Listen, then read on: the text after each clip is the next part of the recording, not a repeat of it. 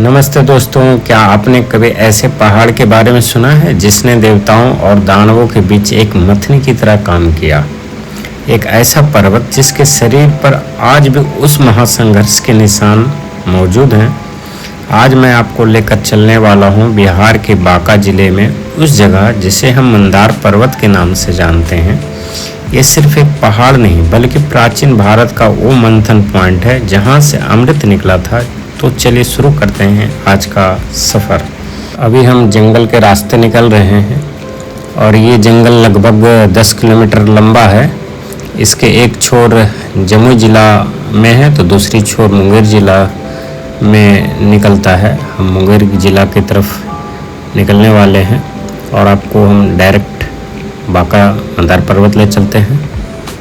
ये रास्ते में एक नदी मिलती है जिसके ऊपर ये पुल बनी हुई है और हम लोग जा रहे हैं मंदार पर्वत की ओर।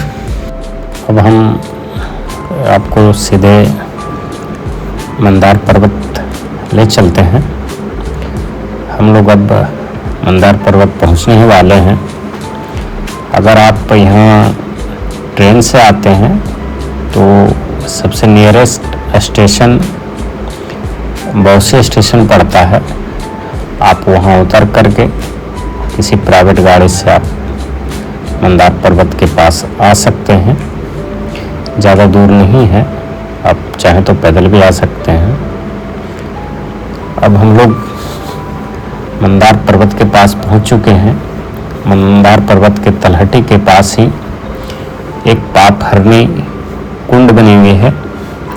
ये जो आप देख रहे हैं इसे पापहरनी कुंड के नाम से जाना जाता है। ऐसा मानना है लोगों का कि यहाँ पे एक कर्नाटक के राजा हुआ करते थे जो कोढ़ से पीड़ित थे। इसमें नहाने से ठीक हो गए थे, तभी से इसे पापहरनी कहा जाता है। और आपको हम यहाँ से मंदार पर्वत का व्यू दिखा रहा हूँ।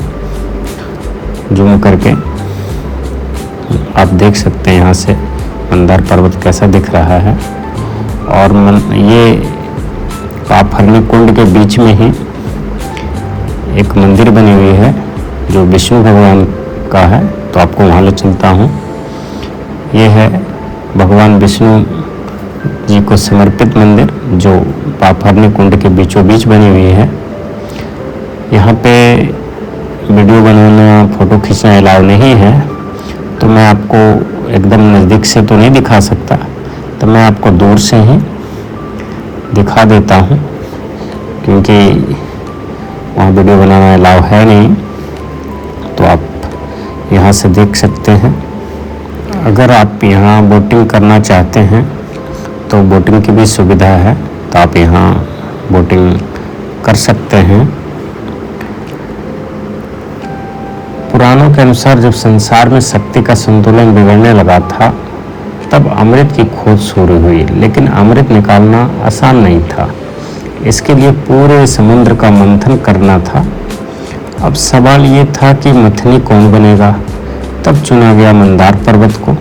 भगवान विष्णु ने कछुए का अवतार लेकर इस पर्वत को अपनी पीठ पर धारण किए और बासुकी नाग को रस्सी बनाकर एक तरफ देवता तो दूसरी तरफ दानव लग गए। इस तरीके से समुद्र मंथन हुआ था। तो अब हम लोग मंदार पर्वत के शीर्ष की ओर चढ़ना स्टार्ट कर चुके हैं।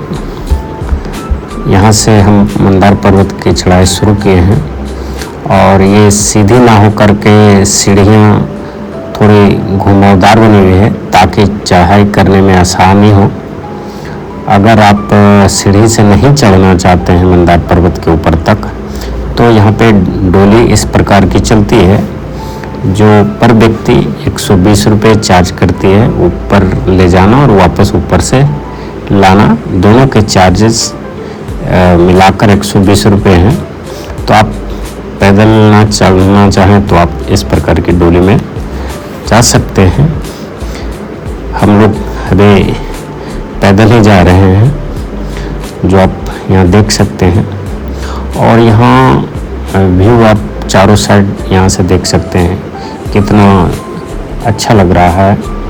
मंदार पर्वत लगभग 700 से 800 फीट ऊंचा है और ये पूरा का पूरा ग्रेनाइट का एक विशाल सिंगल ब्लॉक लगता है। यहाँ की चढ़ाई थोड़ी थकाने वाली है, लेकिन हर कदम पर आपको इतिहास मिलता है। हम अभी आधा रास्ता पहुँच चुके हैं, तो यहाँ पर डोली रुकती है। किसी को आप यहाँ उतरना हो या फिर किसी को चढ़ना हो तो यहाँ उतर या चढ़ सकते हैं। तो यहाँ पे स्टॉपेज बनी हुई है लगभग आधे रास्ते में, तो आप अगर आप आते हैं तो यहाँ उतर सकते हैं। यहाँ पे एक सीता कुंड है। ऐसी मान्यता है कि इस कुंड का पानी कभी सूखता ही नहीं है।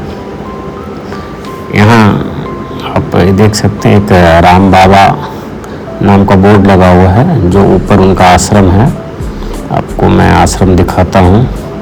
थोड़ी सी ऊपर साइड बनी हुई है, आप ऊपर देख सकते हैं आश्रम बनी हुई है। और हम लोग फिर से चढ़ाई करना स्टार्ट कर चुके हैं।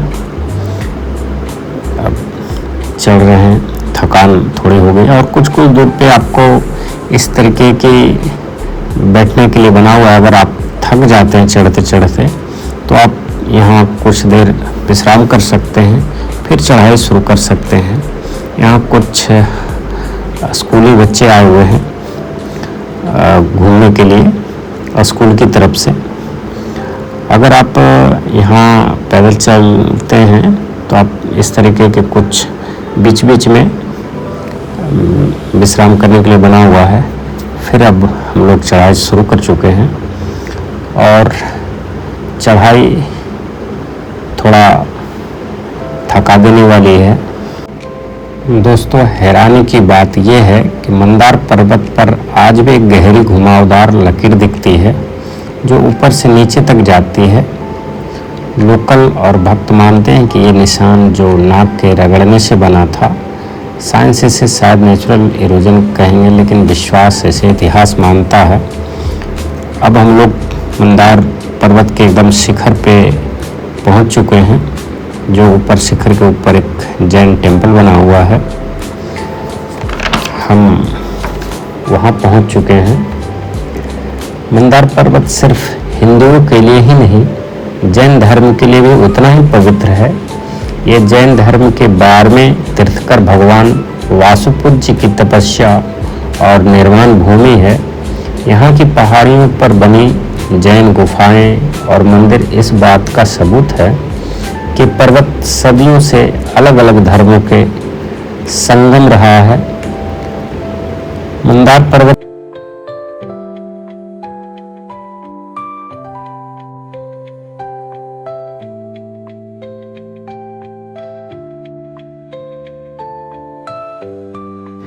मैं आपको यहाँ से नीचे का व्यू दिखाता हूँ, जो काष्ठहरणी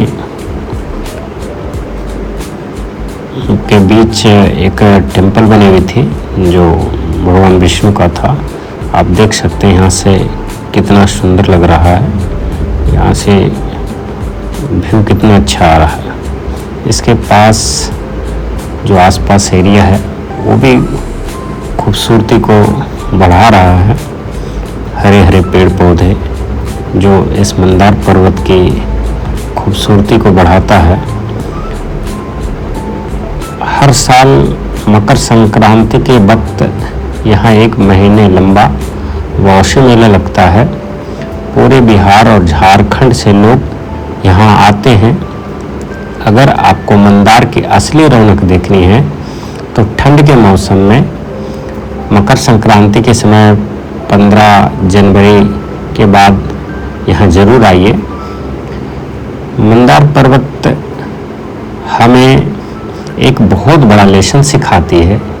जैसे अमृत निकालने के लिए देवता और दानव को साथ आना पड़ा, वैसे ही जीवन में बड़ा परिवर्तन लाने के लिए मंथन जरूरी है।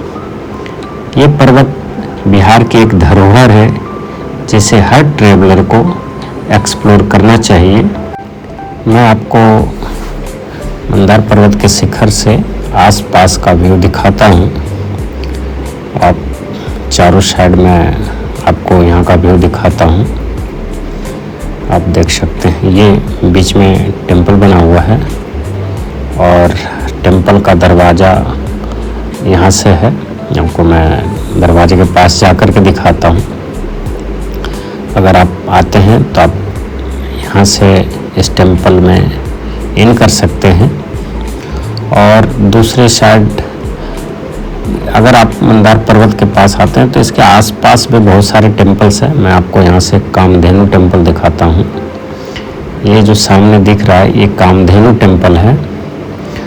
और यहाँ आसपास मंदार पर्वत के आसपास भी बहुत ही खूबसूरत लगता है देखने में।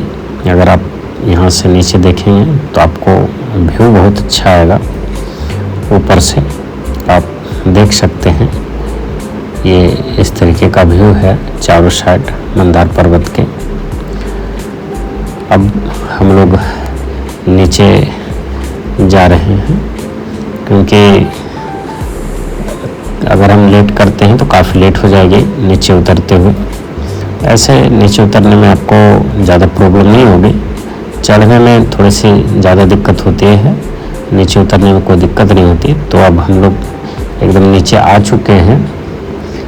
अगर आपको ये वीडियो पसंद आई है तो इसे लाइक करें, अपने दोस्तों के साथ शेयर करें जो इतिहास में दिलचस्पी रखते हैं।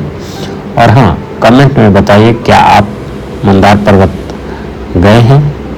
तो अब ब्लॉग को यहीं ख़त्म करते हैं। मिलते हैं अगले ब्लॉग में। धन्यवाद।